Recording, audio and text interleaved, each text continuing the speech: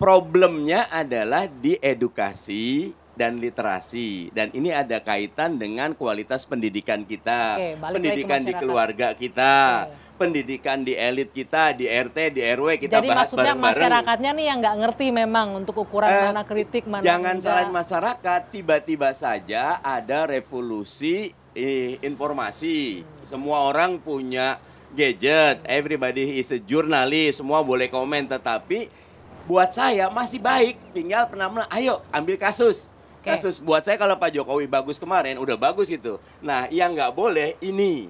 Nah, yang harus kita lakukan ini. Kalau Oke. kritiknya nggak ada masalah. Kritiknya nggak masalah, saya tahan dulu, saya kutip. Kritiknya nggak masalah, tapi kemudian yang bahaya adalah tiraninya. Dan kemudian ketika pemerintah involve di situ, itu yang juga bahaya. Bung Deddy. Ya, pertama tadi kan sudah dibacakan dengan sangat baik ya.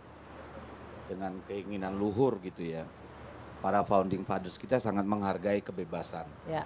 Bersuara, berpikir. Ya, itu patut kita catat ya. Dan kita juga patut catat juga bahwa tidak ada kebebasan yang absolut.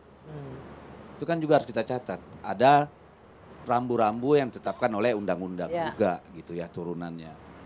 Nah, kemudian kita juga harus lihat bahkan di negara maju seperti Amerika yang sangat mengagungkan nilai-nilai individual dengan amandemen pertamanya juga menetapkan rambu-rambu.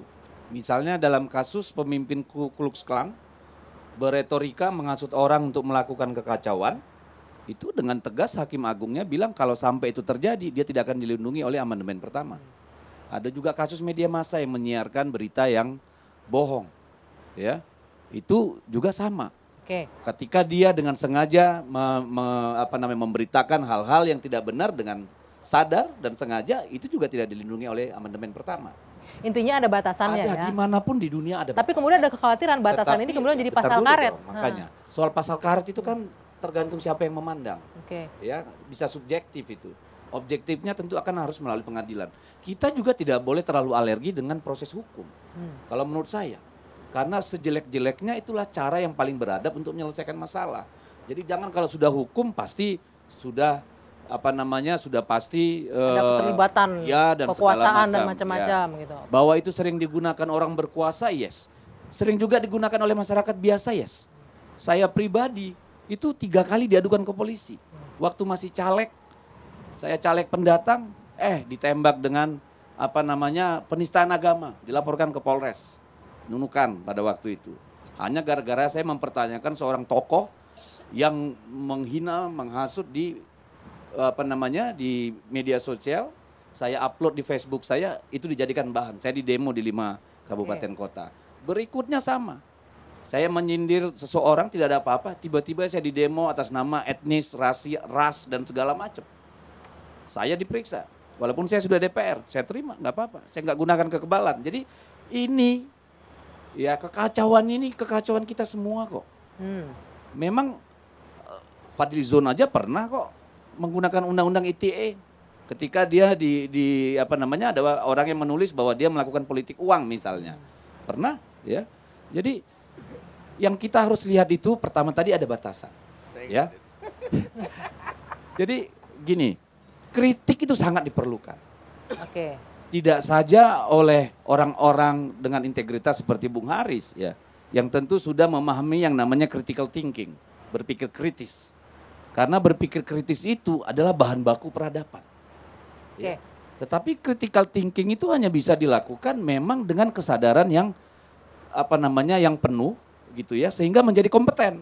Nah, oke, ini menarik nih. Ketika sama-sama sepakat bahwa bebas kritik itu asal ada batasannya. Tapi bagaimana Bung Mardhani sudah nyebut tadi, ketika masyarakat mungkin dalam tanda kutip nggak siap nih dengan kebebasan informasi, dengan kebebasan makanya kan kita harus gitu. ada perbandingannya. Ini adik-adik ini kan nggak pernah ngalamin zaman Soeharto. Kita ngalamin, nggak berani ngeritik. Media itu harus ditelepon sebentar-sebentar oleh istana. Itu pemretnya oleh Pak siapa itu Harmoko. Ya dan sebagainya. Kita ngalamin pers yang tidak bebas itu.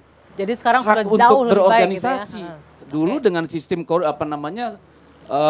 state corporatism kan. Semua ormas tuh harus dapat izin dari Kesbank dan sebagainya. Jadi Kita ini sekarang kalau menurut saya justru pada kebebasan yang absolut. Ketika semua orang bisa bicara apa saja. Anda setuju Bung Haris kita Oh iya. pada saat ini kebebasan absolut? Yang sebentar loh, dari satu cara pandang kita sangat absolut. Ya, bahkan seorang presiden bisa BJGT. Nah, gini, batasannya apa kalau saya ya? Ketika melakukan kritik, kita berharap itu kan kritik itu dilakukan semacam devil's advocate gitu ya. Untuk mendiskusikan hal-hal, melihat dari semua sisi, untuk menguji pandangan, menguji integritas satu polisi, ya melahirkan keadilan, negara itu melahirkan keadilan dan segala macam. Itu devil's advocate. Itu Yang orang-orang jelas- berpikir kritis. Tapi ada demagog. Demagog itu memang orang yang memanipulasi kesadaran publik, emosi publik tuh kayak Rocky Gerung tuh. Jadi dia bermain retorik dengan bumbu-bumbu tapi tidak ada di dalamnya argumen yang mendalam. Jangan-jangan dia nggak pernah baca Omnibus Law tuh. Tapi sampai pada kesimpulan presiden itu BJGLL misalnya. Oke, sebentar. Kita sensor itu ya. Teman-teman setuju nggak ini bahwa memang sudah pada tahap kebebasan absolut nih kita berpendapat. Nanti saya akan minta tanggapannya teman-teman masih di sini. Usai jeda, saat lagi di Dua Sisi.